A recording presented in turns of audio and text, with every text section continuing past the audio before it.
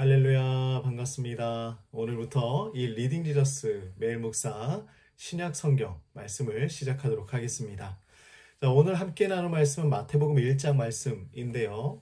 자, 오늘 이 1장 말씀을 보면 예수 그리스도의 계보가 계속해서 나열되고 있습니다. 자, 솔직히 계보, 족보라고 하면 좀 딱딱하고 재미없게 느껴질 수 있죠. 하지만 여기에 굉장히 중요한 메시지가 담겨져 있습니다.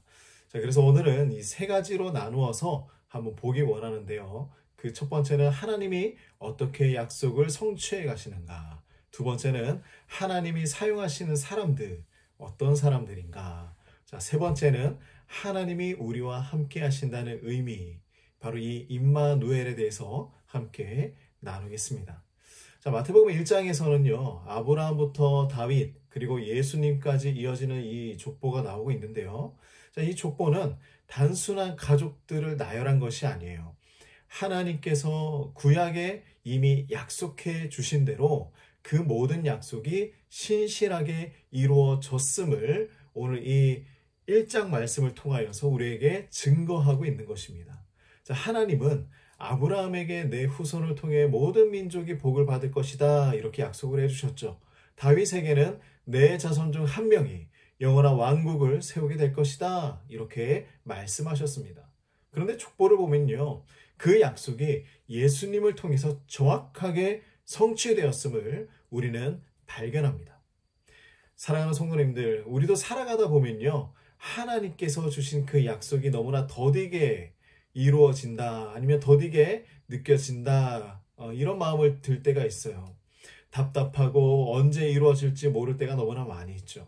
그런데 오늘 이 말씀을 보면 하나님께서는 절대로 잊지 않으시고 제때에 반드시 약속을 이루어 주신다라는 것을 확인할 수 있습니다.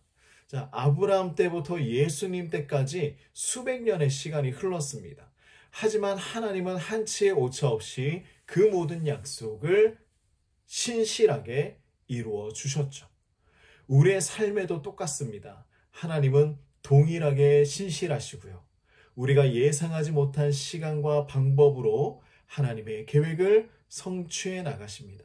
우리가 이 사실을 믿고 나아가야 합니다.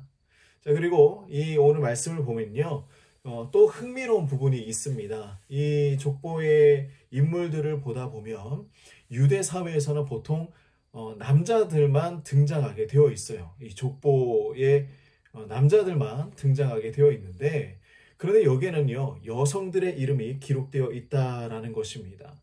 다말, 라말, 룻 같은 인물들이죠. 그런데 더 놀라운 것은 무엇이냐면 이 여성들이 이스라엘 사람들이 아니라 이방인이거나 평범하지 않은 삶을 살았던 여인들이었다.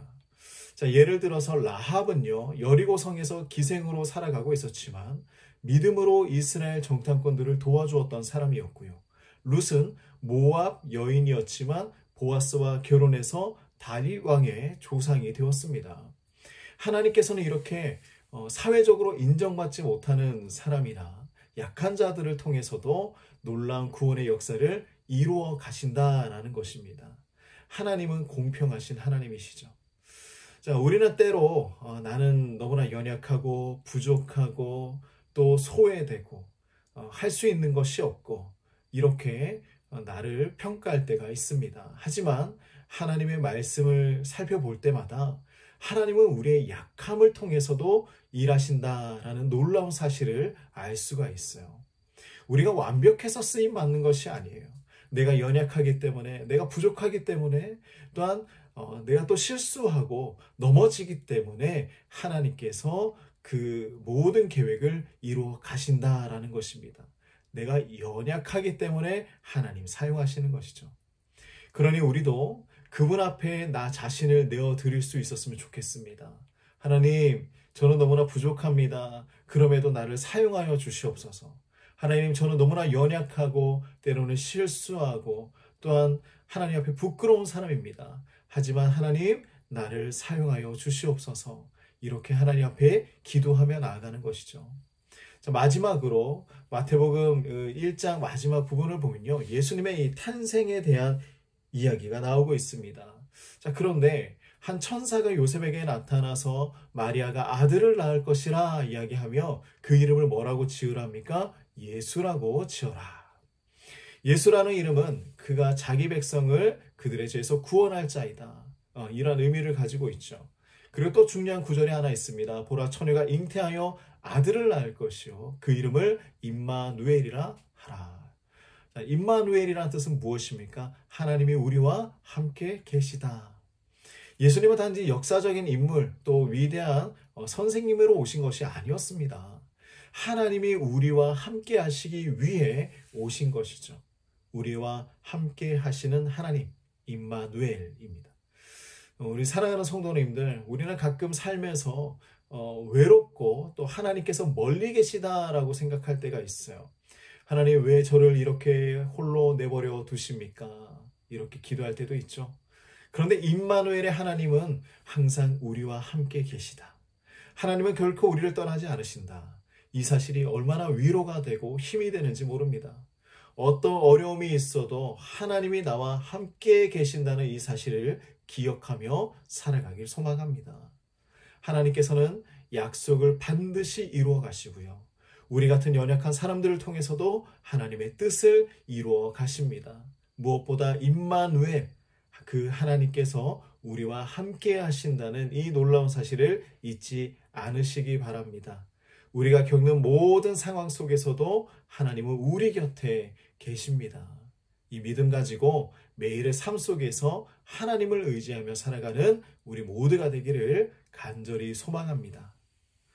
하나님 아버지, 오늘도 우리가 하나님의 그 말씀 가운데 의지하며 나아갑니다. 하나님, 언제나 신실하시고 모든 약속을 이루어 가시는 그 하나님, 우리가 하나님의 그 신실하심을 의지하고 나아갈 수 있도록 도와주시옵소서. 또한 특별히 우리와 함께 하시는 하나님, 하나님의 능력 간구하며 오늘 하루도 살아가길 소망하오니 우리의 모든 삶의 주관자가 되어주시옵소서. 예수님의 이름으로 간절히 기도드립니다. 아멘.